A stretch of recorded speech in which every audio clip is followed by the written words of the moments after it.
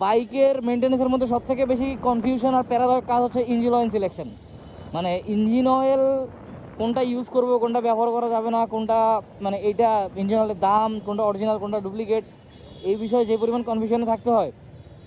তো এই কনফিউশন থেকে বের হওয়ার জন্য অনেকেই করে কি, যে যেই ব্র্যান্ডের বাইক ইউজ করে, যেমন আমি টিভিএসের ইউজ করি, টিভিএসের যে ডিলারশিপ আছে স্পেয়ার পার্টসের, ওখান থেকে আমরা ইঞ্জিন অয়েলটা কালেক্ট করি।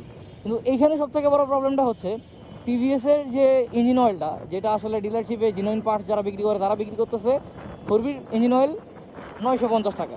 আমি একদম ক্লিয়ারিফাই করে বলে দিই, মিরপুর 10-এ যে ইঞ্জিন জেনুইন পার্টসের যে টিভিএসের দোকানটা আছে সেখানে রাখতেছে 950 টাকা করে। অ্যান্ড আশেপাশে যতগুলা পার্টসের দোকান আছে বা যারা ইঞ্জিন অয়েল বিক্রি করে, তারা সবাই এই সেম ইঞ্জিন অয়েলটা বিক্রি করতেছে হচ্ছে 850 টাকা করে।